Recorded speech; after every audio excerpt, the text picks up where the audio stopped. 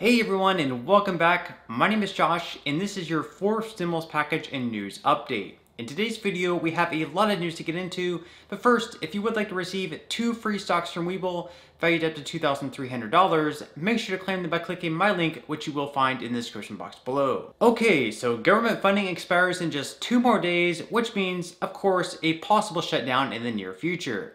At this point, neither side of the aisle is aiming for that. By December 15th or shortly after, the debt ceiling will once again need to be raised also in order for the government to continue paying its bills. Here is the Senate Minority Leader Mitch McConnell's response when asked about how progress on that is going. Going on about the debt ceiling. Have you had more conversations with your staff, with Leader Schumer, about how to address this? How has this progressed from you suggesting that there was an engagement just before Thanksgiving? Yeah, first let me assure everyone the government will not default, as it never has. And second, the Majority Leader and I have been having discussions about the way forward. It's being noted right now that the two sides are negotiating a stopgap funding bill, which would run through January 28th. This would then buy them some more time to come up with a much longer and more stable 12-month funding bill. At some point today, a deal is expected to be reached, so we'll definitely have to keep an eye out on that. So look for some type of CR deal to be reached today, either running through the middle of February or some point in late January. In some other news, also today, there's a small chance members of Congress could wrap up their National Defense Authorization bill. One of the main hangups at this point are over the proposed amendments for the bill, in particular, the one regarding the Nord Stream 2 project. This is a Russia to Germany natural gas pipeline where many Republican senators are calling for mandatory sanctions. Biden and other Democrats, on the other hand, are against any sanctions in fear of upsetting the German government. So in order for this thing to pass, Democrats are going to allow this vote to happen in order to finally get the bill through their chamber. Mitch McConnell calls this must-pass legislation. Well, good afternoon, everyone.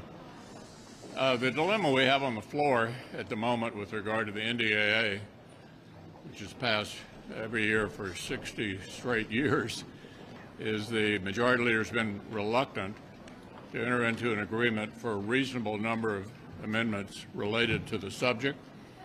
This is still being discussed, and I'm hoping we'll find a way forward. But really, this is must-pass legislation. Came out of committee 23-3.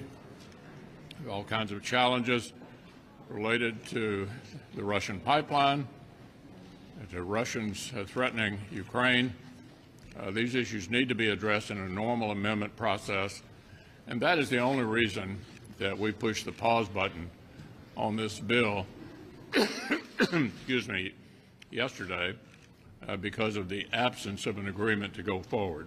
That's still under discussion. After members of Congress extend government funding and pass the National Defense Authorization Bill, next up will be passing the Build Back Better Act.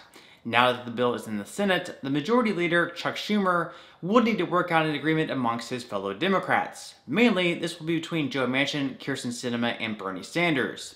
Yesterday, it was noted that Manchin met separately with Schumer and McConnell, although he didn't say much upon leaving the meetings. And of course, one day we hear Manchin saying that he thinks the bill can be passed before Christmas, and then the next, he says it shouldn't be passed until next year. In Schumer's mind, this bill is definitely going to pass before Christmas. And finally, Mr. President, on Build Back Better. Before we hit Christmas Day, it's my goal to have the Senate take action to debate and pass President Biden's Build Back Better legislation. This week, Senate Democrats will focus on continuing to meet with the parliamentarian so we can finish making the technical and procedural fixes necessary for reconciliation. Once that is complete, it will be time to bring Build Back Better here to the floor of the Senate. I've said many times before that nobody should expect legislation of this magnitude to be easy. We've been at the task for several months. But we need to take a step back and recognize that we're hopefully less than a month away from enacting on the largest investment in American people we've seen in generations. Here's what we're going to do in this bill. Lower the cost of child care. Make pre-K universally accessible. Cut taxes for parents and working and middle-class families, and take the next bold step in our fight against the climate crisis. All this we want to tackle before the Christmas break, so we'll keep working this weekend until we get it done. I yield the floor. Mitch McConnell, on the other hand, unsurprisingly says the reckless tax and spending spree needs to be killed off. You might have noticed that the chairman of the Fed said the use of the word transitory in front of inflation should be discontinued, meaning obviously inflation is not transitory, it's going forward.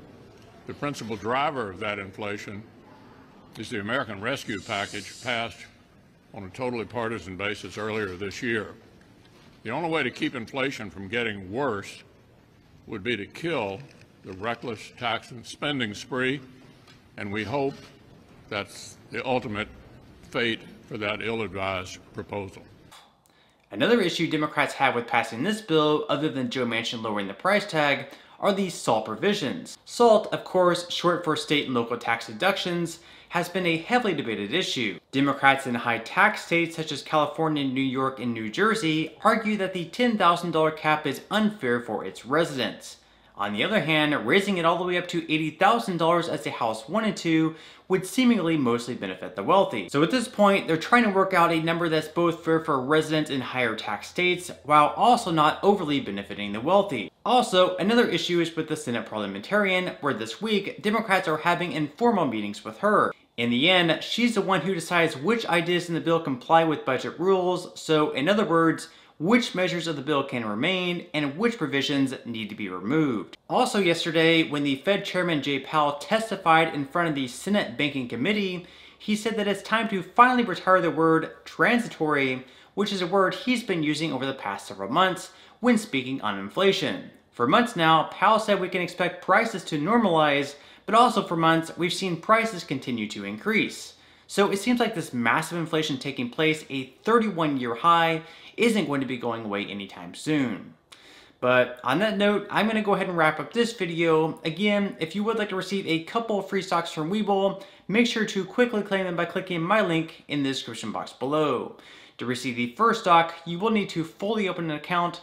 Then, to receive the second free stock, which will be valued up to $2,000, you'll need to make a qualifying deposit of at least $5. And even if you aren't all that interested in investing or continuing to invest at this point in time, you can always sell the free stocks you receive and transfer that money, however much those stocks are worth, right back to your bank account. So free stocks or free money is completely up to you.